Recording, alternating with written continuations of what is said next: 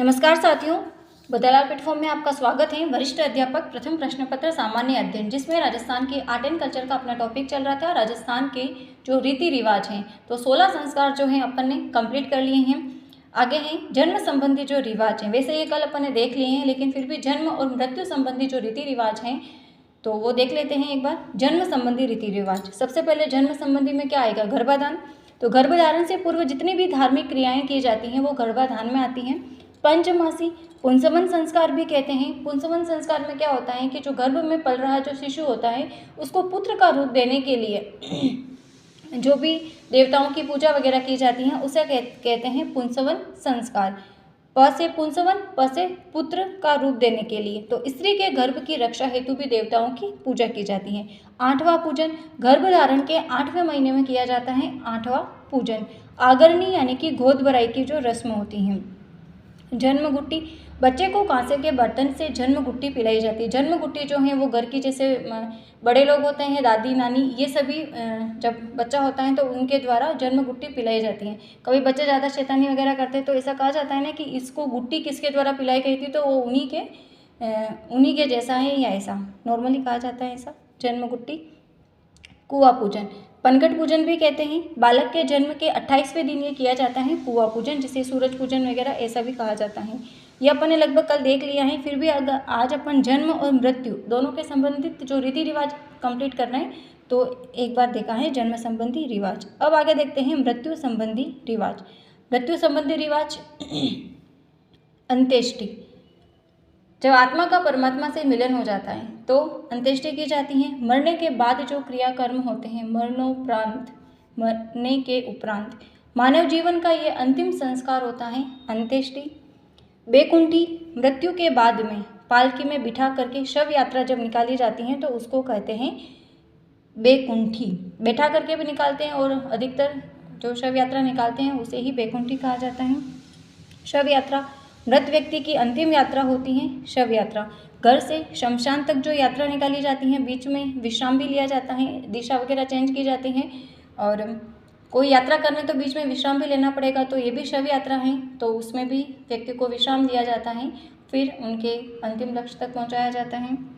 बखेर, शव यात्रा निकालते हैं तो रास्ते में जब सिक्के बिखेरना, सिक्के उछाले जाते हैं, पुराने सिक्के जो होते हैं, और उन सिक्कों में पहले देखा जाता था ऐसा कि सिक्कों में छेद करके छोटे बच्चों को पहनाया जाता है ताकि उनको बुरी नज़र से बचाया जा सके, वह बीमार ना हो। दाह संस्कार, चिता को मुखाग्नि देना, इसे लापा देना कहते हैं। दाह संस्कार जो है कि कहा जाता है ऐसा कि पुत्र जो होता है वो अग्नि देता है और उसी अग्नि से जो माता पिता हैं उनको मोक्ष की प्राप्ति होती है। तो अगर पुत्र है तो बड़ा बेटा वो अग्नि देता है, और नहीं है तो भाई वगैरह ऐसे कोई अग्नि देते हैं, जिसे लापा देना कहते हैं। अस्थि संचयन, अब दाह संस्कार हो गया तो उसके बाद में क्या होता है कि जो जैसे अपना कपाल वगैरह है तो बहुत मजबूत होता है, वो आसानी से चलता नहीं है, कुछ हड्डियाँ वगैरह रह जाती हैं, तो उन हड्डियों का संचय किया जाता है।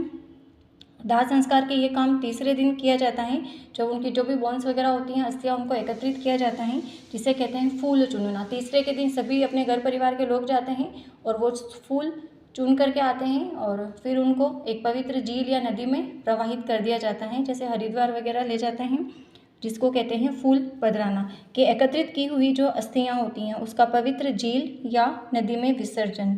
ये टॉपिक ही ऐसा है कि बहुत, जैसे डांगनी रात, तो मृत्यु के 11वें दिन जो भजन कीर्तन का आयोजन होता है, और जो भी 12 दिन का जो प्रोग्राम होता है उसमें कुछ भजन वगैरह कीर्तन करते हैं। दाढ़ी या कातरिया, जैसे मृत्यु के तीसरे दिन या चौथे दिन दाढ़ी व मुंडन करवाते हैं, और मृत्यु के दिन ही करवाते हैं बहुत सारी जगह, तो उसको भद्दर होना कहते हैं। जैसे भाई हैं, बेटे वगैरह हैं, ये सभी जो जेंट्स लोग होते हैं वो अपने बाल देते हैं।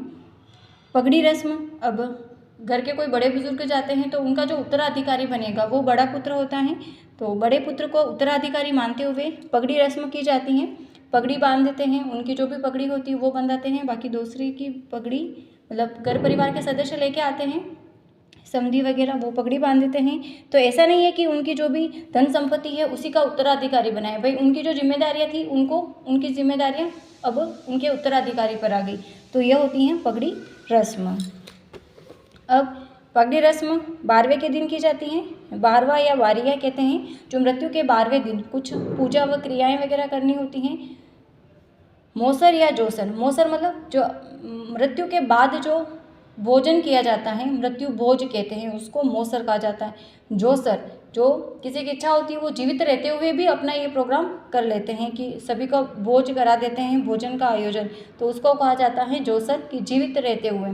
ओक, ओक का मतलब क्या होता है कि जैसे किसी बड़ा त्यौहार है, जैसे दीपावली है, राखी, होली, ये जो भी त्यौहार हैं, इन त्यौहार के दिन घर में किसी की मृत्यु हो जाती है तो भविष्य में उस घर के सदस्य, उस परिवार के सदस्य वो त्यौहार कभी नहीं मनाते हैं। तो त्यौहार के दिन किसी की मृत्यु होना और भविष्य में उस त्यौहार को न मनाना ओक कहलाता है।